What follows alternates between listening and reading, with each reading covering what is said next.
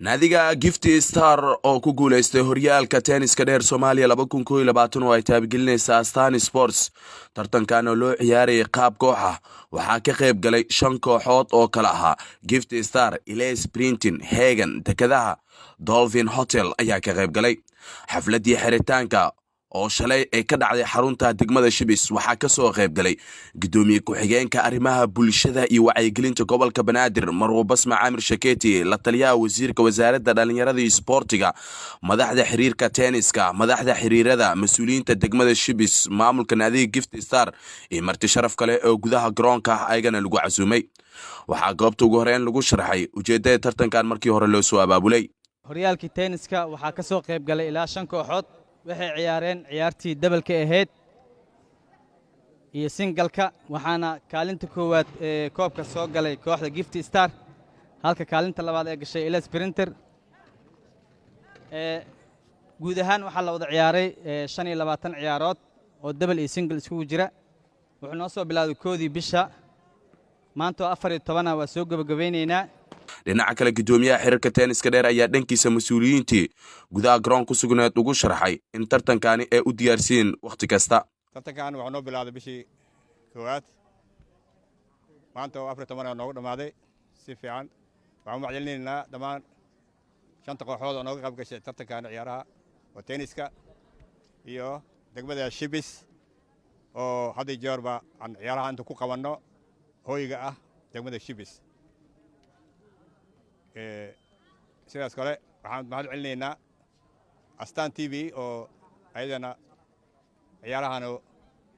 maalgelisay oo sponsor ka ah. martigeliyaasha tartankani ayaa dhinacooda ka hadlay inay Shibis ay u diyaarsan yihiin inay waqti walba tartan lagu martigelin karo. waxaan leeyahay ku soo dhawaada degmada Shibis, maamulka degmada Shibis iyo guud ahaan shacabka degmada Shibis waxaa farxad u ah inay martigeliyaan dhalinyarada tenniska horyaalkooda isla markaasna si sharaf leh uu ku dhamaado. taas ayaa anaga wax walba nooga qiimo badan noogana sharaf badan. waxaan leenahay Shibis martigelinay lahayd soo dhawaada. dhinaca kale la taliyaha wasiirkii dhalinyarada isboortiga dhinaciisa hadalka qaatay asigoona u faray waqti walba inay tenniska uu yahay xirfad kale oo kamid ah iyo sidoo kale dadka xiiseeya inay u qabtaan mas'uuliyiinta tenniska dheer oo asagan dhinaciisa wasaaradda uu hadlayay. runtii degmada Shibis waxay kaalin weyn ka qaadatay horumarinta isboortiga Soomaaliyeed. waxaa daliil u ah waxa mar kastaba tartan la qabto ama kubadda koleyga ahaado ama kubadda tenniska dheer ha ahaado waxay heegan u tahay mar kastaba inay martigeliyaan. taasna waxay runtii haddaan nahay wasaaradda dhalinyarada isboortiga aad iyo aad baan u ammaanaynaa waana leenahay soo dhowaada. aad baan wasaarad ahaanne kaalinteena inaan ka qaadno degmada taanbilacdeedii. waxaan leeyahay labada kooxood galabta halkan ka ciyaaray guusha give and givens ay gaartay. marka waxaan leeyahay guuleysta aad baa u mahadsantihiin. cayaarta sii wada tenniska waa cayaar qiimo leh. marka waxaan leeyahay haddaad tihiin cayaartooydii tenniska waxaan leeyahay ku soo cayaartaaneeto waa cayaar qiimo leh. waa cayaar adduunka laga cayaaro. waa cayaar hantiilayaasha cayaaraan wey. marka waxaan leeyahay ku dadaala inaad gaartaan hamigii iyo ujeedadii xiriirka uu sameeyey inaad maalin kastaba aad alimantada xoojisaan si aad u qayb gashaan cayaaraha dibadda aad guulka keentaa. waana mahadsantihiin. ugu dambeyntii waxaa hadalka soo gunaanuday gudoomiye ku-xigeenka arrimaha bulshada iyo wacyigelinta gobolka Banaadir Marwo Basma Amir Shaketi. waxaa sharaf yahay inaan ka soo qayb galo maanta ciyaar qurux badan ee degmada Shibis lagu soo bandhigo tenniska ah oo 5 kooxood ee ku ciyaartay maanta finaalkiisa la taagan yahay. waxaan u mahad celinaa dhalinyarada Soomaaliyeed meel walba ay joogaan sidee horumarka isboortiga ugu shaqaynayaan. sida haddii la arki jiray in kubadda cagta kaliya inay ciyaaraan dhalinyarada Soomaaliyeed laakiin maanta waxay joogaan in ciyaar walbaba ee isboorti ah inay qayb weyn ay ka qaataan ay ka keenaan kaalimo qurux badan oo wanaagsan ay ka galaan dhibco. waxaan leeyahay dhalinyarada si xoojiyo horumarkaad u talaabsanaysaan la jaanqaada caalamka horumarkiina iyo mustaqbalkiina isboortiga sidaad u dhisaysaan annagana maamulka gobolka banaadir waxaan ballan qaadaynaa inaan idinku garab istaagno isboortiga sidaad ogtihiinba marxalado kala duwan ayuu soo marayoo dalka laakiin maanta waxaan isleeyahay aad iyo aaday dhallinyarada ugu dadaaleen magaca iyo sumcadda iyo sharafta karaamada soomaaliyeed ee dalka iyo dibaddiisaba ee aad u soo celiyeen sumcaddii uu ku lahaa isboortiga liwaaxyada isboortiga soomaaliyeed inay dib u soo noolaadeen annaga sharaf ayay noo tahay gaar ahaan caasimadda soomaaliya waxaan rabaa inaan u mahadceliyo degmada shibis oo ah degmada hooyada u ah isboortiga dhallinyarada ku soo dhoweysa garoonkeedii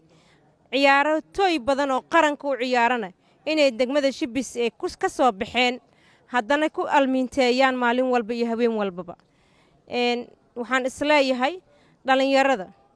inay ilaaliyaan garoommadoodii ee degmooyinka ay ku leeyihiin inay horumarkoodii ilaaliyaan inay mustaqbalka iyo sharaftii soomaaliyana ay ilaaliyaan waxaan rabaa xiriirada soomaaliyeedna inay dhallinyaradan ay ka faa'iidaystaan ee kaalimaha isboortiga ay ugu baahan yihiinna iyo horumarka isboortigan in siday hadda iyaga ay isku awaabulayaan ay u garab taagan yihiin loo garab istaago baahiyada isboortiga way badan tahay waxaan isleeyahay wasaaradda dhallinyarada iyo isboortiga inay arrimahaasiytay dib u eegis ku samayso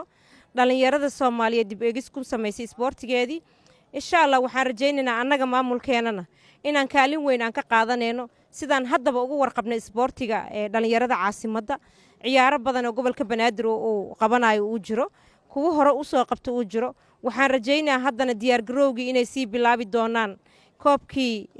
horyaalka gobolka banaadir ee degmooyinkiisii inay usii diyaargaroobi doonaan insha allah dhallinyarada gobolka banaadir aan rajaynayn asagana in mar dhow uu la qaban doono insha allah wax walba oo horumarka sidaad arkaysaan isboortiga intuu bato intay dhallinyarada ay bilaabaan ciyaaraha waxaa badanaya nabad haddaad aragta isboortigoo ballaartay waay kaalinta nabadda ayaa qayb ka tihiin horumarka nabadda ayaa qayb ka tihiin isboortiga waa meesha keliya bulshada la yskugu keeni karo dhallinyarada la yskugu keeni karo waxna loogu sheegi karo wanaagga iyo bulshadii horumarkana laga tusin karo dhallinyaro waxaan idin leeyahay guulaysta waxaa lagu jiraa bishii xuriyaddii waxaa lagu jiraa maalmihii xuriyaddii waa isbuucii xuriyaddii inaad qayb ka qaadataan dhallinyaro ahaan isboorti ahaan aad ku soo bandhigtaan taariikhdii xuriyadda soomaaliyeed ee 26 juun iyo 1 luulyo oo bishii xuriyadda hadda aan ku jirno maanta waa 14 ee tahay kaalimihii isboortigana waxaan rajaynayaa iyagana inay soo bandhigi doonaan annaga qayb ahaan gobol banaadir ahaanna sidoo kale waxaan rajaynayaa qof kastoo muwaadan soomaaliyeedna inay dhallinyarada soomaaliyeed ay u sameeyaan waxqabad iyo horumar dhallinyarada waa meesha keliya loogu faa'iidaysan lahaa xoogga ugu badan ee dalkana waa iyaga dhallinyaro guulaysta idin leeyahay asalaamu calaykum waraxmatullaahi wabarakaatu waxaa goobta lagu bixiyey awaalmarino kala duwan ayagoona awaalmarinaasi la bixiyey gift star oo kaalinta koowaad ile sprinter oo kaalinta labaad la siiyey halka kaalinta saddexaadna ay qaateen dolphin hotel oo kaalinta saddexaad gashay xuseen maxamed hadaaf waa Stan Sports garoonka fuusalka ee dhaca degmada Shibis ee gobolka Banaadir